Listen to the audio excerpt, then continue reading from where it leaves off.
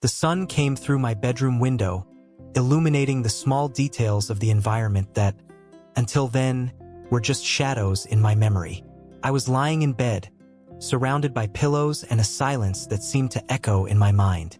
The warm light reminded me that it was Sunday, a day I always set aside to recover from the turmoil of the week. But today, the only thing I felt was a weight on my chest. The decision to end my relationship with Javier had echoed in my heart like a distant drum, but each beat brought with it a mixture of relief and guilt. I got up, dragging my feet across the cold floor, looking for a coffee that could warm me up. As the water boiled, I thought about Javier. I remember the last meeting where we said everything we needed to. He was so intense.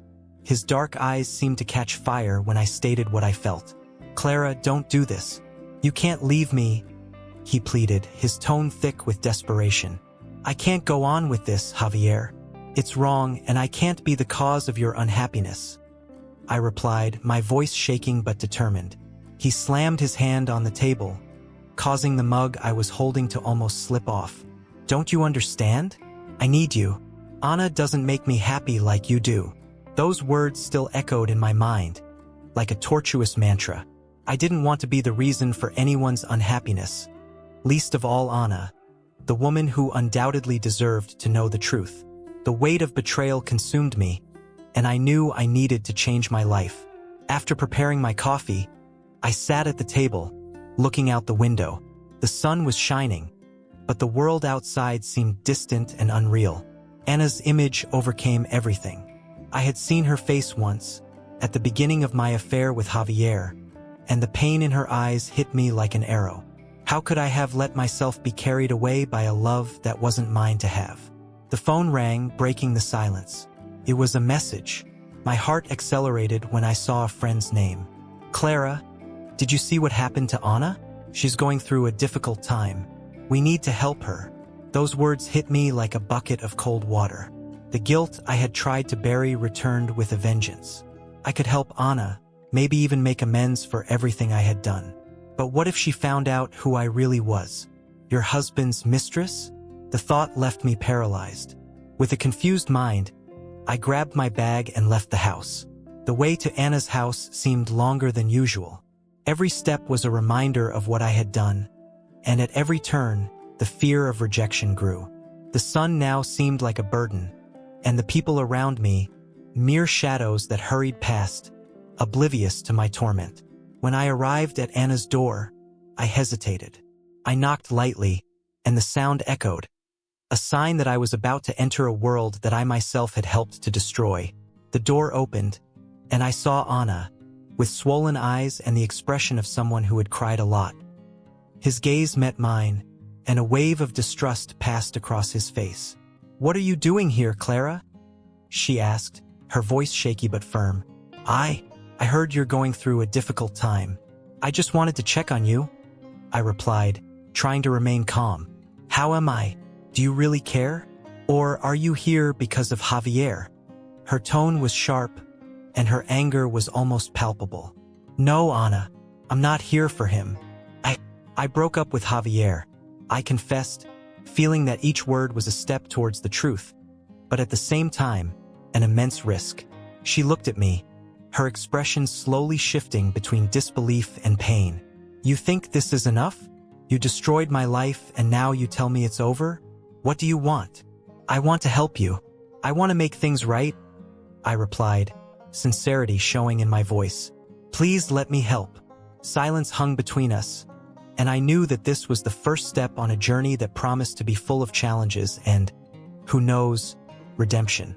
The morning light filtered through the curtains in my living room, but instead of illuminating my spirit, it seemed to highlight the darkness that still hung over me. The weight of guilt followed me like a shadow, and the idea of visiting Ana, Javier's wife, terrified me. What could I say to her? How could I explain that for months I was the lover who destroyed his world? My heart raced in my chest as I got ready, trying to find some courage. When I arrived at Ana's house, my nervousness increased. I knocked on the door, and the sound echoed like an alarm signal. My hands were shaking, and when I heard the footsteps approaching, butterflies invaded my stomach. The door opened, and for a moment, the world around me seemed to stop. Anna was there, her eyes red and swollen, but her expression was one of pure disbelief. "What are you doing here?" His voice was a mix of anger and pain, and I could feel the tension in the air. I just wanted to talk to you. Can I come in?" I asked, not sure if it was the right thing to do. She hesitated, but opened the door a little wider. "You have 5 minutes. After that, you leave."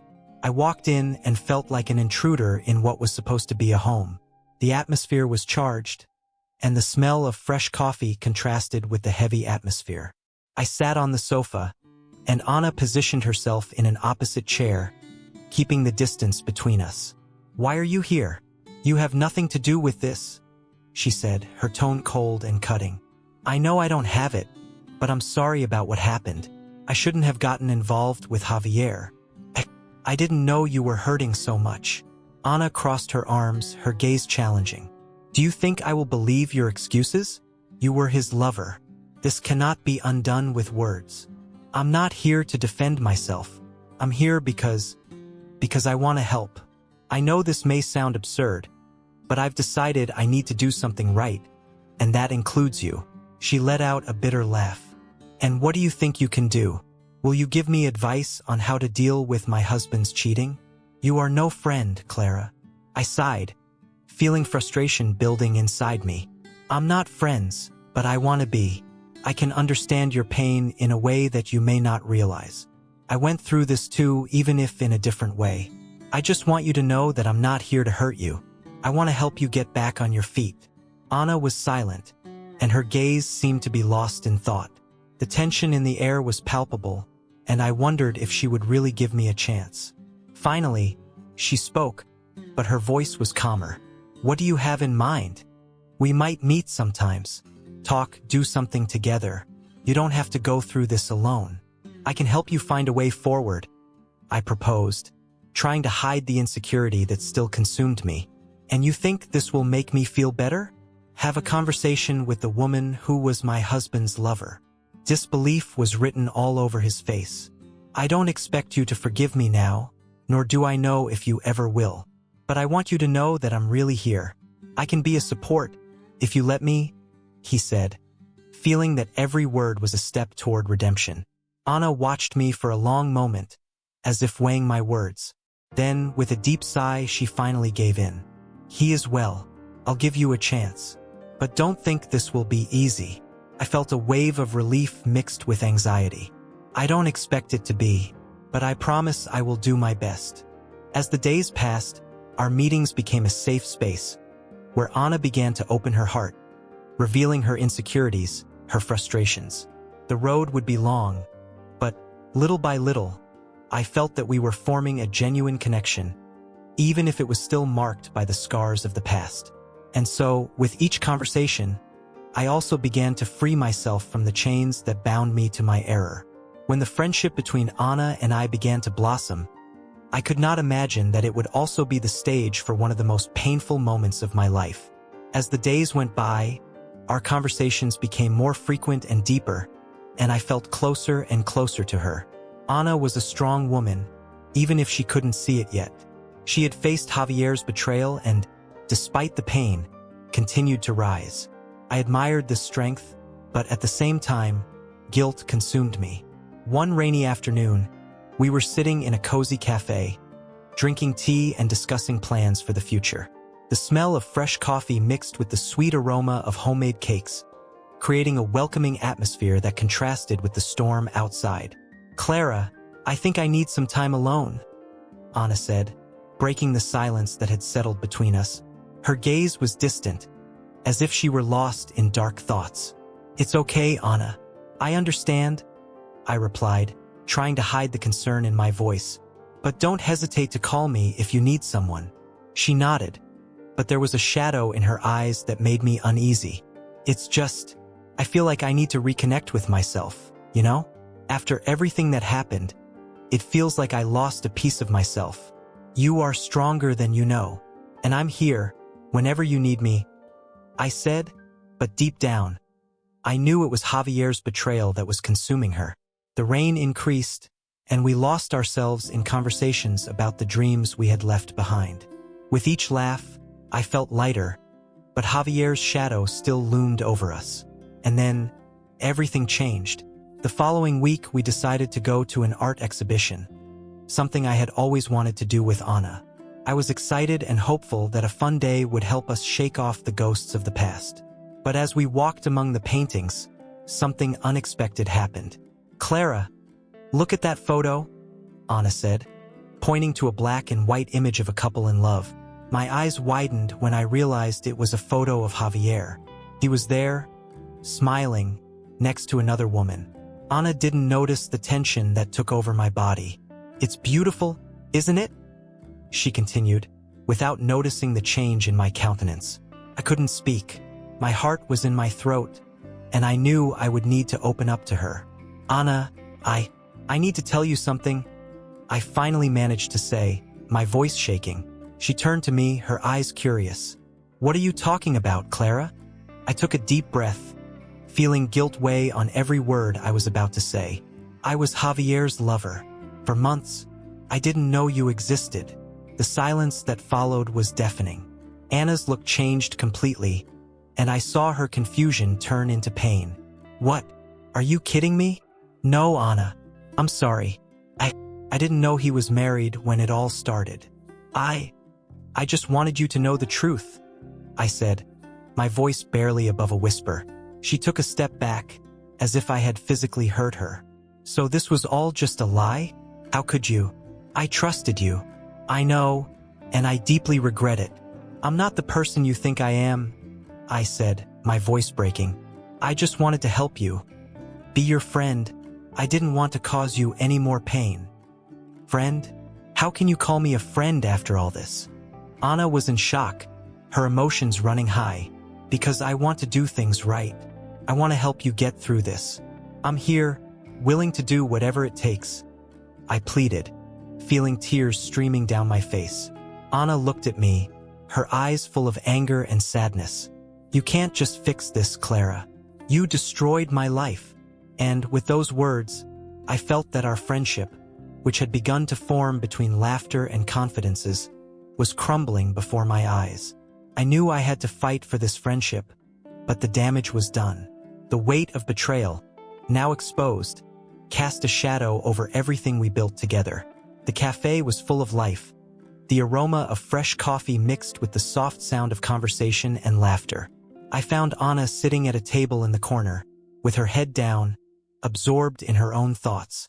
When I saw her, a wave of empathy washed over me. I knew that, despite our recent bond of friendship, the weight of her sorrows still oppressed her. Approaching, I smiled, trying to convey a little strength. "Hi, Anna. I hope you didn't wait too long," I said, pulling out a chair and sitting across from her. "Hi, Clara. No, I just needed to think," she replied, looking up. There was a fragility in his eyes that broke my heart. "What are you thinking about?" I asked, trying to break the ice.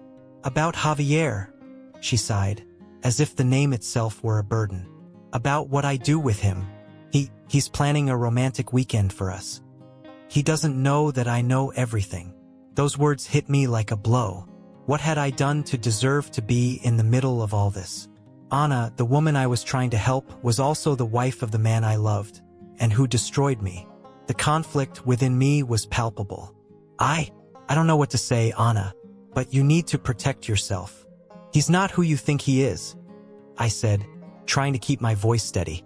"I know that now, Clara," she said, the emotion beginning to show. "But it's so hard. I love him, even though I know he cheated on me. How can I leave this behind? Because you deserve better than this," I said, sincerity shining through in every word. "You deserve someone who truly loves you, someone who doesn't betray her and doesn't manipulate her." Anna shook her head, looking distant. "And you? What are you doing here? You were his lover. Why should I trust you?" Her words were like stabs. I knew I had a dark past, and every time she reminded me of it, I felt guilty. "I'm not that person anymore, Anna. I'm here because I want to do the right things. Help you find your way back." Silence hung between us for a moment. Finally, Ana looked into my eyes. What if I wanted to get revenge on him? What if we decided together to expose everything? A bold idea began to take shape in my mind, and I felt butterflies in my stomach. This might be risky, but maybe it's exactly what we need. Together, we can confront him and show him who he really is. Ana smiled, but it was a sad smile. Are you sure you're ready for this? After all, he may still have some kind of control over you too. I have nothing left to lose, I said, determination rising in my chest. We need to be stronger than him. He needs to understand that he cannot continue manipulating our lives. Ana leaned forward, her expression changing from doubt to determination. Then let's do this. Let's unite against him. The plan began to form, and we talked about how to expose Javier's lies, how to gather evidence, and how to prepare for confrontation. Each shared idea seemed to dissipate some of the tension between us. It was as if, by creating this plan, we were rediscovering our own voices and the strength that had always been within us. I don't know what will happen, but I'm willing to try, Ana said, her gaze now fixed and determined. Me too, I replied, feeling a surge of empowerment. Together, we are stronger. That meeting at the cafe was not only a step towards confronting Javier, but also a transformation. We were stopping being victims and starting to become protagonists of our own stories. The weight of our pasts was still present, but now there was hope. I knew the road ahead would be difficult, but I also knew we wouldn't be alone. The friendship that was beginning to blossom between us was a light in the midst of darkness. The day of the meeting with Javier arrived, and the weight of anxiety hung over me like a dark cloud. As I looked in the mirror, I felt a mixture of nervousness and determination. What I was going to do was more than unmask a man. It was an act of liberation. Ana, next to me, fixed her hair and looked at me with her eyes shining with new strength. Clara, are you ready for this? Her question echoed in my mind, as if pulling me back to reality. I am, I replied, trying to infuse each syllable with conviction. But inside, doubt still whispered. We just need to stay strong. He will try to manipulate the situation. Ana nodded, her gaze now full of determination. He won't fool me again. No more living in his shadow. We left the apartment, and the fresh morning air seemed to give me a new boost. With every step we took, I felt like we were leaving behind not just Javier, but also the insecurities and fears he had implanted in us. When we arrived at the cafe where we agreed to meet Javier, my heart skipped a beat. The place was crowded, but our attention was focused solely on the table at which he sat, unconcerned, as if nothing was happening. He looked at us when we arrived, a cocky smile on his face. Hi, girls.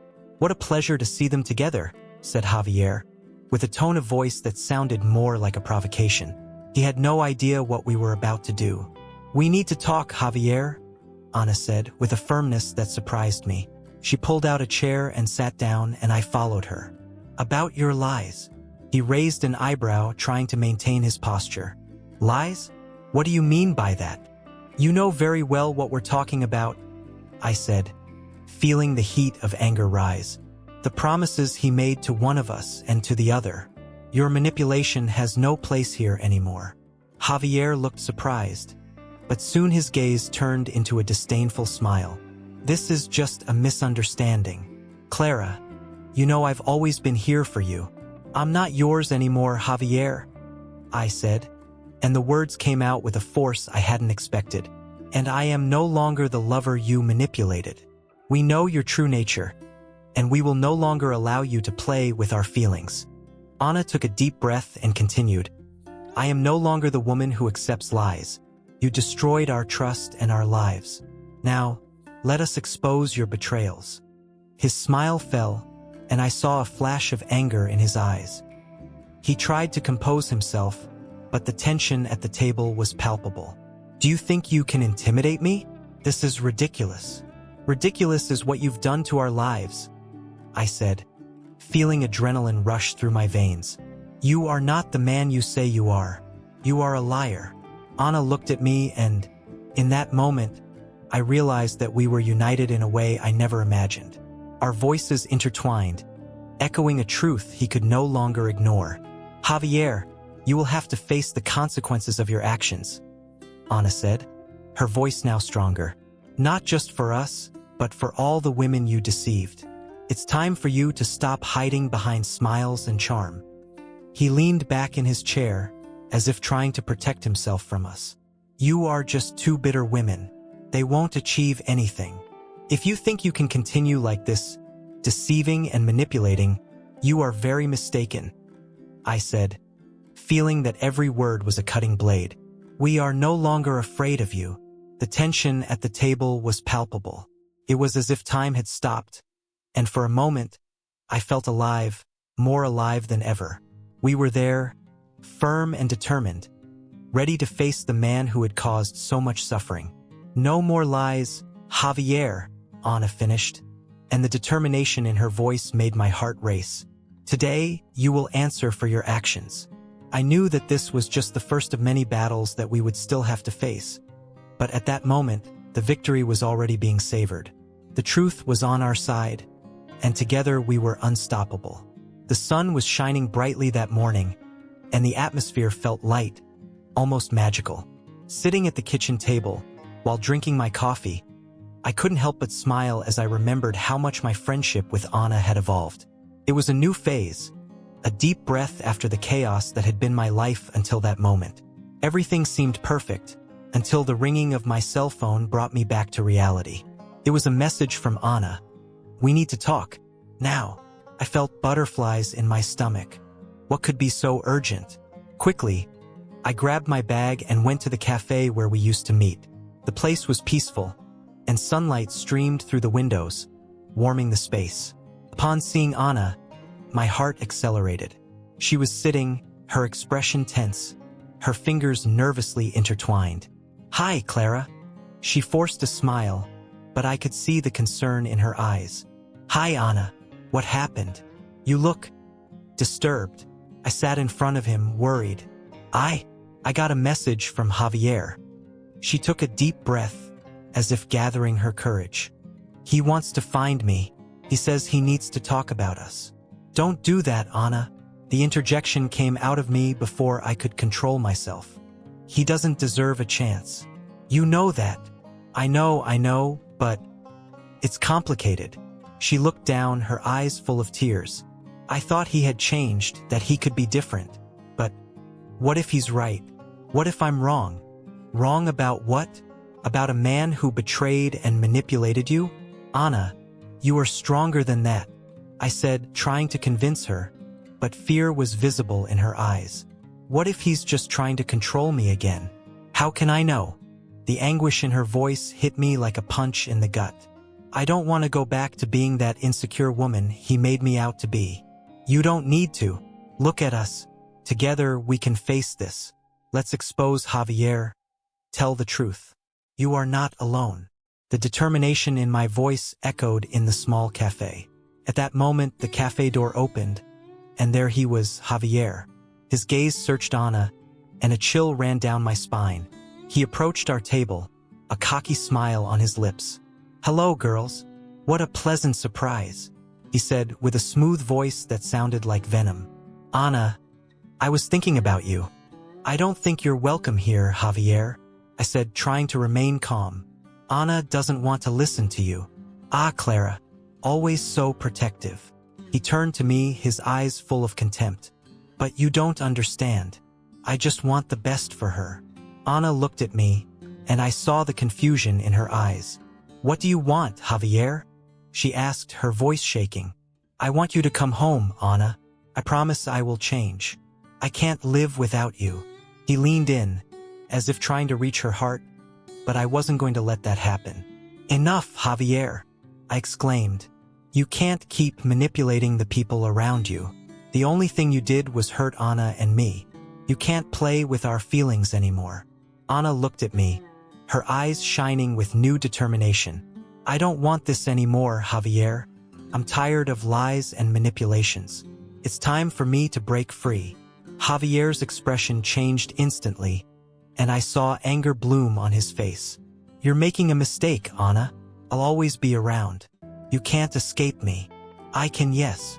Anna got up, and I followed her, feeling the strength that emanated from her. And I'm going to file a complaint against you. You need to be held accountable for everything you did. This is ridiculous. You won't achieve anything, he shouted, the fury becoming palpable. We'll see about that, Anna replied, now with a confidence I had never seen before. You no longer control my life. We left the coffee, and as we walked, Anna held my hand. Thank you, Clara, for reminding me of the strength I have within me. When I looked at her, I realized that despite the dark past, a new light was dawning. Javier could have been a part of our lives, but not anymore. We were together, and together we were unstoppable. And so, with the weight of the past finally lifting, I knew we were just beginning to write our own stories of redemption and overcoming.